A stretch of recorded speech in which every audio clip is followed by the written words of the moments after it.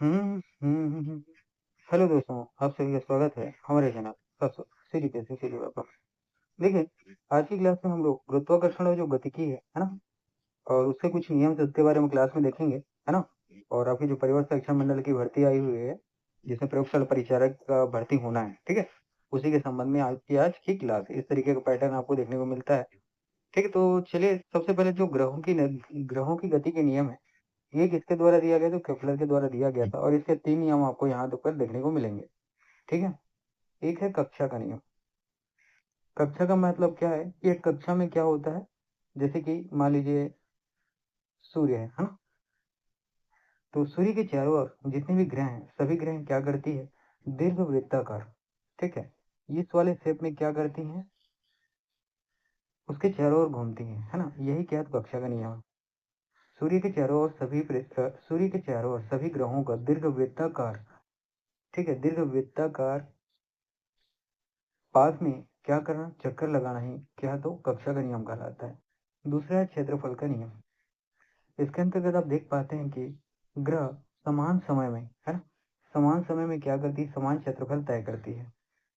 ठीक है, याद रखना है कि जब ग्रह, है ना, सूर्य के चारों ओर चक्कर लगाती है, तो इसको समान समय में समान क्षेत्रफल अगर तय किया जाता है, तो इस तरीके के नियम को क्या? तो क्षेत्रफल के नियम के नाम से हम लोग जानते हैं।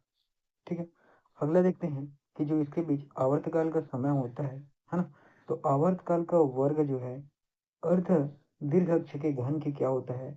समानुपाती होता है। ये तीनों नियम आपको याद रखने हैं, है ना। तो आवर्तकाल का नियम आप लोगों ने देखा कि आवर्तकाल का जो वर्ग है वह अर्ध दीर्घ अक्ष के घन के समानुपाती होता है। ठीक है, इतनी चीजें क्लियर हुई। चलिए आगे बढ़ते हैं। अब देखिए, न्यूटन के द्वारा सार्वत्रिक गुरुत्वाकर्षण नियम जो है क्या? तो दिया गया है। इसके अंतर्गत याद रखिएगा, बल जो है ये दोनों द्रव्यमानों के गुणनफल के समानुपाती, मतलब m1 और m2 के समानुपाती, और उनके बीच की दूरी आर स्क्वायर के वर्ग के व्युत्क्रमानुपाती होता है। ये आपको यहाँ पे, ठीक है, इसका फार्मूला है। और याद रखिएगा, इंपॉर्टेंट फार्मूला है, यहाँ से आपको, है ना, न्यूमेरिकल क्वेश्चन देखने को मिलेंगे। एफ जो है क्या होता है? गुरुत्वाकर्षण बल होता है। ठीक है, जी जो है क्या है? तो सार्वत्रिक गुरुत्वाकर्षण नियतांक है, कांस्टेंट वैल्यू होता है। m1 और m2 जो है क्या होता है? इसका द्रव्यमान होता है। एक पिंड ये m है और ये दूसरा पिंड है। इन दोनों पिंड का जो द्रव्यमान होता है, मास, वही है। और आर स्क्वायर जो है इन दोनों पिंडों के बीच की दूरी होती है। ठीक है, तो F equal to G into m1 upon m2, यानी m1 into m2 upon R square, ये इसका क्या है? तो फार्मूला होता है। ठीक है, चलिए आगे देखते हैं। अब देखिए, जी आप, है ना, जी आप दो प्रकार के पढ़ते हैं, एक कैपिटल जी पढ़ते हैं, स्मॉल जी पढ़ते हैं। अब दोनों के बारे में जो डिफरेंशिएशन है वो देखते हैं। तो कैपिटल जी क्या होता है? सार्वत्रिक गुरुत्वाकर्षण नियतांक होता है, मतलब एक कांस्टेंट वैल्यू है। जबकि स्मॉल जी क्या है? तो गुरुत्वीय त्वरण होता है। ठीक है, याद रखिए, पूरे ब्रह्मांड में जो कैपिटल जी है उसका गुरुत्वाकर्षण नियतांक क्या होता है? समान होता है। लेकिन गुरुत्वीय त्वरण जो है पृथ्वी या ग्रह द्वारा लगाया गया त्वरण होता है ना। गुरुत्वीय त्वरण क्या है? तो होता है तो पृथ्वी या ग्रह द्वारा लगाया गया त्वरण होता है। जी का जो मान होता है कैपिटल जी का, 6.67 गुणित 10 की घात -11 न्यूटन न्यूटन मीटर स्क्वायर प्रति केजी स्क्वायर होता है। जबकि स्मॉल जी का नाम वैल्यू जो होता है 9.8 मीटर प्रति सेंटीमीटर स्क्वायर पृथ्वी की सतह पर, है ना। स्मॉल जी का वैल्यू होता है 9.8 मीटर प्रति सेकंड स्क्वायर पृथ्वी की सतह पर। ठीक है, कैपिटल जी जो है ये अदिश राशि होता है ना। सात्विक गुरुत्वाकर्षण जी नियतांक जो है अदिश राशि होता है। जबकि स्मॉल जी क्या होता है? सदिश राशि होता है। जो सार्वत्रिक गुरुत्वाकर्षण नियतांक है ये कभी नहीं बदलता है। जबकि गुरुत्वीय त्वरण जो है स्थान के अनुसार क्या होती है? बदलती रहती है। ठीक है जी, इतनी चीजें क्लियर हुई। चलिए आगे देखते हैं। अब देखिए, इससे संबंधित एक प्रश्न अगर आपसे पूछा जाएगा तो यहाँ पे देखना, समीर अपनी बाइक से दिल्ली से गुड़गांव 60 किलोमीटर प्रति घंटे गति से और 40 किलोमीटर गति से वापस आता है। पूरी यात्रा की औसत गति बतानी है। जब एक ही स्थान दिल्ली से कहाँ जाता है? गुड़गांव जाता है, और यही गुड़गांव से वापस दिल्ली आता है, तो इसके लिए एक फार्मूला इस्तेमाल होता है। ठीक है, 2xy अपन एक्स धन वाई। इसका मतलब क्या है? दो रखेंगे, है ना, यहाँ पे देखिएगा, देखिए, है ना, इसके लिए ये वाला फार्मूला आपको याद रखना है। इसमें क्या रखना है? दो रखना है, जाने की स्पीड आने की स्पीड दोनों को क्या करना है? गुणा कर देना है।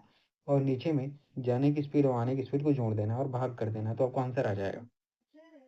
ठीक है, देखिए ये आपका अगला विस्थापन और त्वरण को संबंध बताने वाला प्रश्न है कि कण का विस्थापन समीकरण इतना दिया हुआ है, जहाँ x मीटर में t सेकंड में है, हमें त्वरण बताना है। क्या? तो त्वरण बताना है। खैर ये सब न्यूमेरिकल क्वेश्चन हम लोग जब करेंगे तो फिर करेंगे, ठीक है? बाकी आप इसको अगर जब ठीक है, जब मैं आपको एमसीक्यू की प्रैक्टिस सेट कराऊंगा, अभ्यास सेट, उसमें हम लोग देखेंगे ये सारी चीज़ें, ठीक है?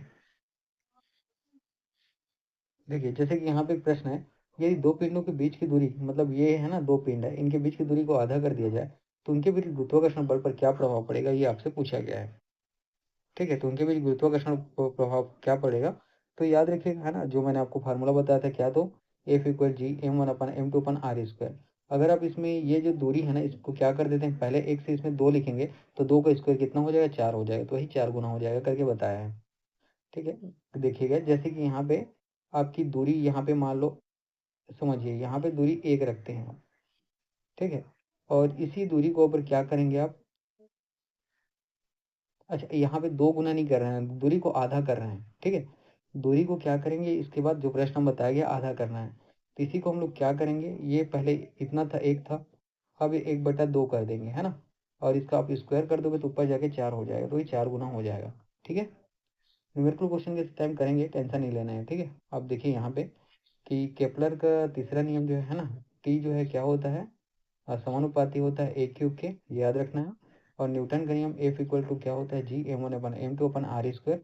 जी का वैल्यू कैपिटल जी का दिया हुआ है, और जब भी आपको क्या बोलते हैं, औसत गति निकालना हो, एवरेज स्पीड, तो ये वैल्यू आपको याद रखनी है। ठीक है जी, आज का क्लास इतना ही, पढ़ते रहिए।